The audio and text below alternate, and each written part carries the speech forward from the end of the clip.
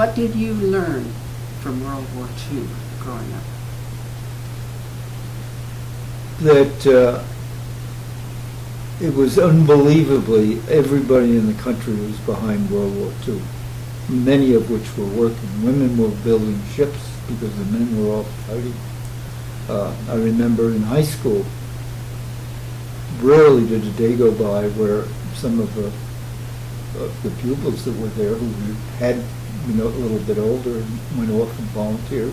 Everybody was constantly aware of the war going on. The other thing that was amazing too, and it reflects the difference in the country, everybody in the country was more than willing to pick up a hitchhiker, whereas today hardly anybody will pick up a hitchhiker. It was just a common trust that everybody had in each other that doesn't exist today. That's amazing how a war that threatened to annihilate our country brought us together in a humane way, that we had each other's backs and we knew it. Right. That's why you dared pick up a hitchhiker, because he was an American, because we stood together.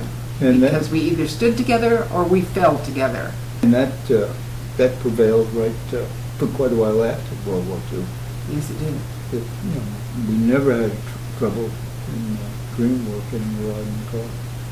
No. Look out, and immediately somebody would stop. It was magic. Sure. See, one of our boys in uniform needs to go home, pick him up. And that's what everyone thought. Whereas today I can see people on 101 that have been there 3-4 days trying to get a ride. Right. Yep. People are afraid of each other now. Fear. We don't have the confidence because we have a divided system in thinking the world owes me a living and somebody might take it away because I have it, even if it's nothing but $20 in my wallet. Right. And we really need some real heavy changing of our thinking. We have a values a little askewed. The values are not human values anymore. They have become tangible. Can I hold it in my hand? If I can't, if it's not tangible, it's not a value. Which is just the opposite.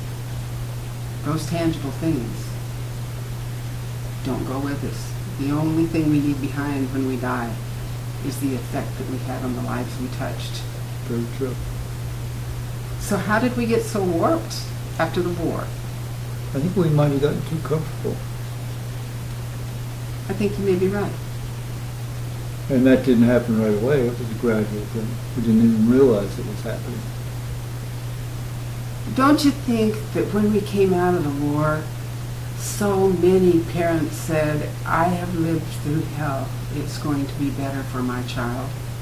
And they sacrificed for their children, and their children grew up believing that they should be sacrificed for. And it was an unwitting happenstance because of the deep love the parents had for their children. And there was a tremendous upsurge in education that took place after World War II. There was. And it was wonderful. And it became so available. There's so little appreciation for it anymore. And now it's become almost unavailable. Unavailable again. We're going because backward. of cost. Yeah, we're going backward. Do you have any suggestions how to increase or teach or bring back the concept of real human values to our nation? If we'd stop the two wars, or the one war that's currently going on, it really isn't accomplishing anything except running our budget up, then we'd be able to afford a lot of those things like that. Other countries afford it. Right. Why can't we? The reason for it is we spend too much money on military. We spend as much on military as almost all the other countries in the world. Not quite as much, but all combined. So that bleeds us, that makes us poor and unattentive to the things that we should be attentive to. Haven't you noticed, though, that America also has a habit pattern? When we go in and we have a war in a country, then we pay them and build back up their country. Is that common? Have we always financially supported and built up every country that lost to us? No, in the old days, you went to war, and if you won the war, you acquired an awful lot of money from the country you defeated. Whereas that hasn't happened. We built up South Korea, certainly. The money that we have given to sustain the countries we have warred in, I believe might be greater than our military budget there. I could be wrong because I don't know the exact figures, but I do know that we pour a tremendous lot of money into the countries that we have conflict in. Mm-hmm. It's hard to say because building countries up is wholesome compared to bombing them out.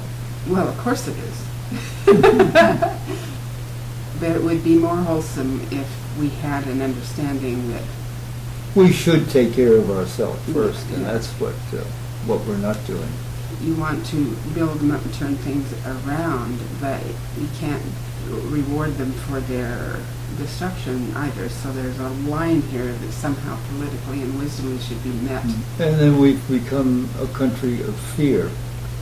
Yes. We're afraid.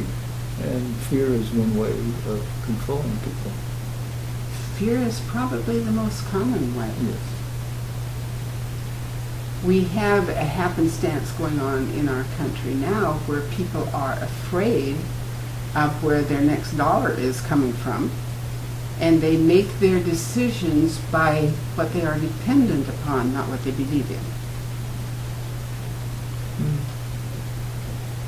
But our government, goes along with it. We're building a fence, obviously, between Mexico and the United States. That's very true, but the thing that's growing fastest in the United States is the government, not the jobs. Yeah. But we've proven that the fence doesn't work. We took the one down around Berlin. Right. We know the fence doesn't work. And that was before now they're putting tunnels under it, so that's something they didn't do, I think, in Berlin. Our families, our communities, our states are just a miniature of what's going on in our country. Mm-hmm. If we don't take care of teaching our children to accept responsibility for their own decisions, we can't expect our neighborhood to, our community to, or our country to. And we have a different concept now. Our children don't understand that somebody's not always going to be there to give them what they need. Right.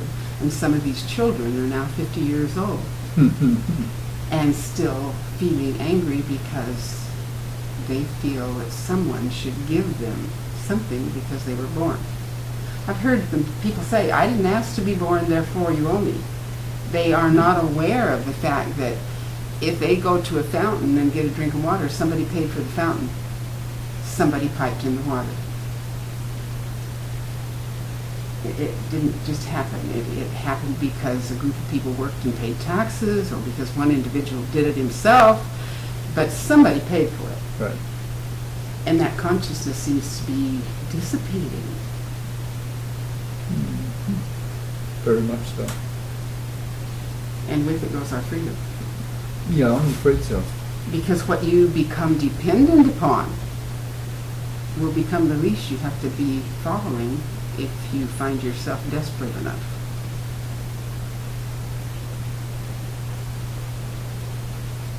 What do you think is going to happen in this country?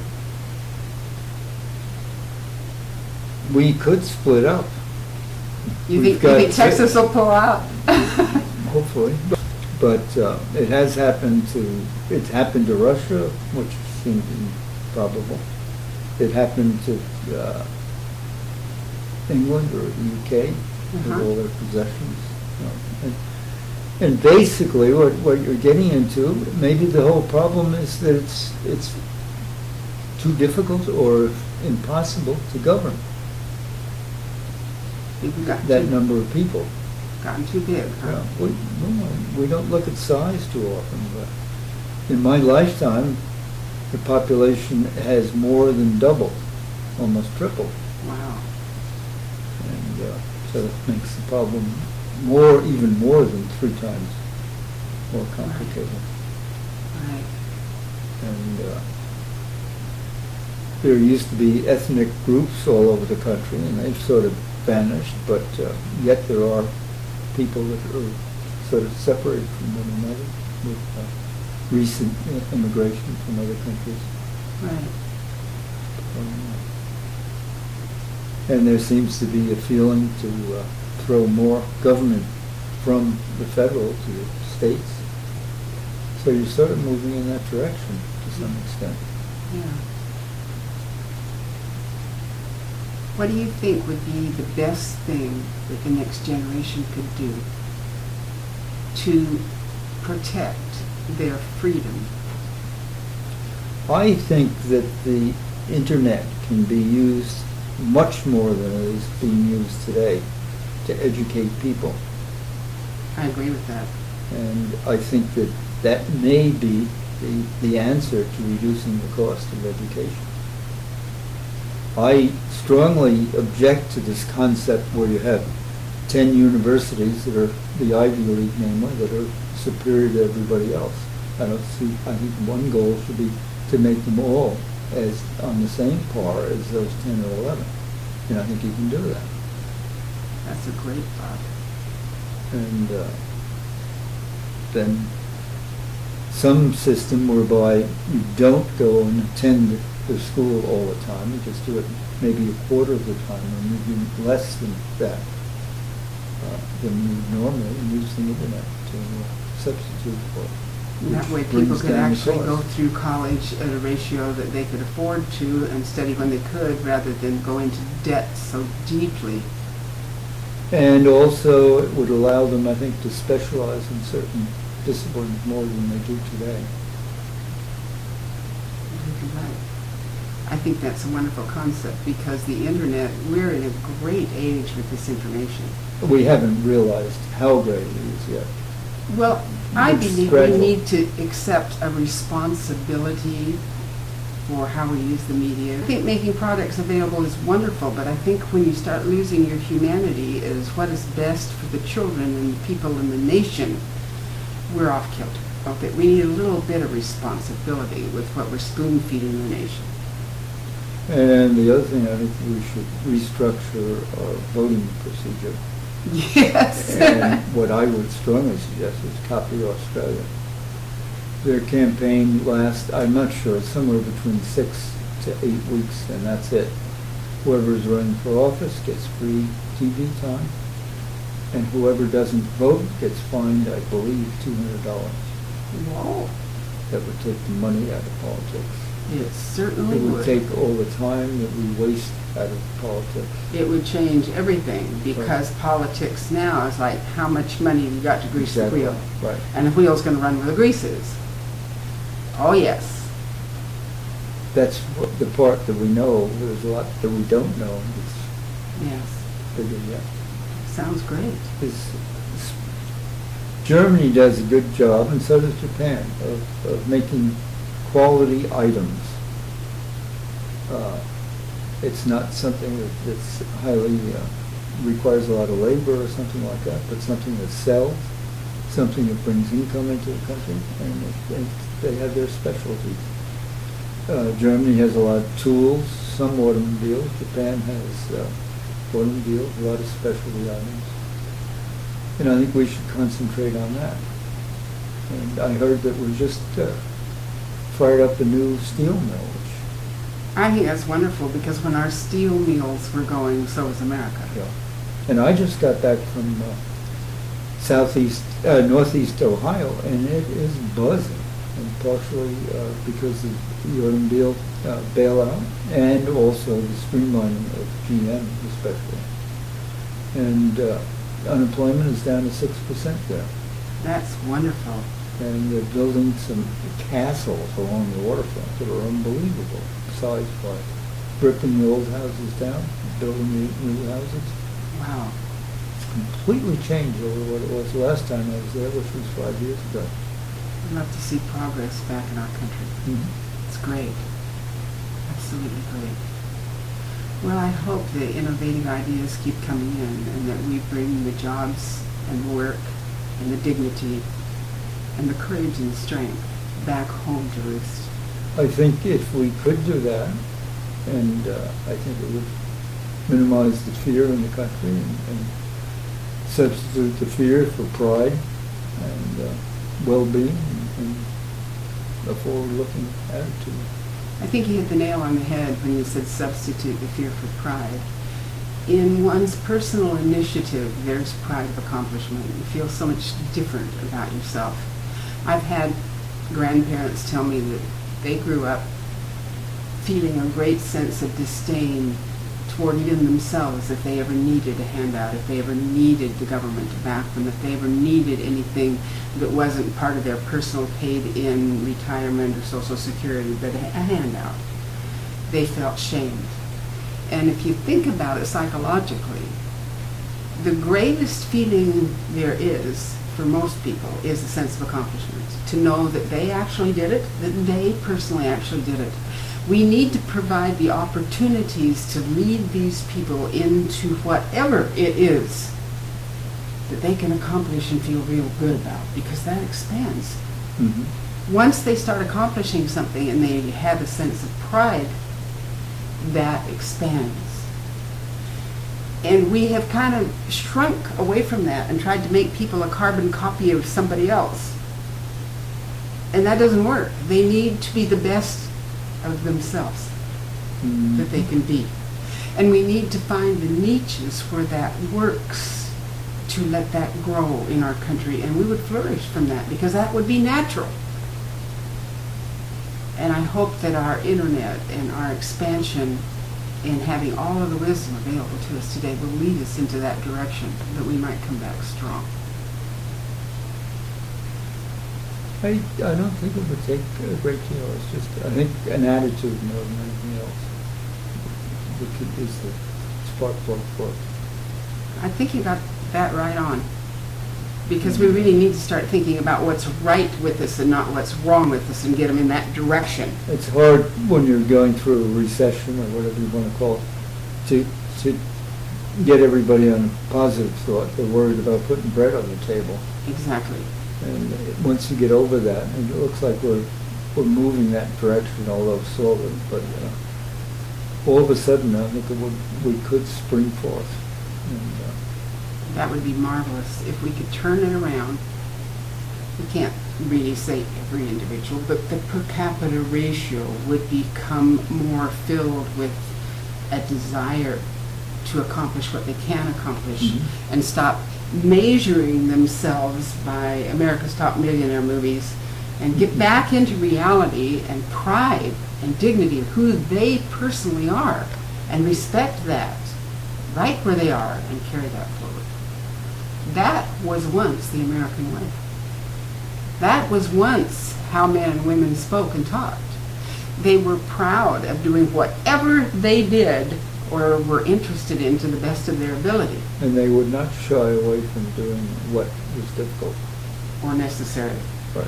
Or necessary. They would Find a way to do it. Yes, I've heard people say that, roll up your sleeves and do what is necessary. You've got to look yourself in the mirror. Who are you? Mm-hmm. Who are you? So your value ratio was not geared by a TV commercial. It was geared by looking in the mirror and having respect for that person in the mirror. That was your value ratio, and if you didn't like the person in the mirror, you were in trouble. Right. Things have changed a lot. It would be nice to bring that back to America. I feel that it's coming back because it has to come back. I believe you're right, because I believe that the people born today are as courageous and smart and capable of people born any time. Right. They just need to get the wisdom behind them to help them direct their path to be the best, wonderful people that they really are. In a sense, they are. I mean, I'm having trouble keeping up with the internet and everything of that sort of all the electronics. Yet they don't, even the duller ones. Right. And I think that they're into it, and they realize its potential and everything like that, and they're working towards it. And something new comes out every day, but they're getting there all of a sudden, and if that's going to spark forth. It's pretty wonderful. Yeah. And they have that opportunity Yep. because They know we're it still a inside free out. nation. Right. And we're still a free nation because guys like you went up on that bald mountain and fought, no matter what, for what you believed in. And I think that's the greatest example we can give to the future, to stand up for what you believe in. Because the principles that you believe in are greater than any of us. They affect the entire race. I want to thank you so much for this interview. Thank you. I enjoyed it very much. Good. Anything you want to add to it? Oh, just one thing. I came across a picture that even after Vietnam, everybody flew to the battlefield. In World War II in Korea, we rode in troop ships. Wow. And they were a little crowded. And I dug out a picture of what it was like. And we spent 30 days getting to Japan. Whoa, oh, this is what it was like, and you boys were crammed in here like sardines. I got to get a little closer to this to see if we can get this picture. Whoa. Okay, this is the guys. 30 days traveling to Japan, sardine style. We left from New Orleans, went through the canal, went up to San Francisco, and went to Japan. From New Orleans, went the canal up to San Francisco, then to Japan. Whoa. Well, it helps to like your friends when they're that close.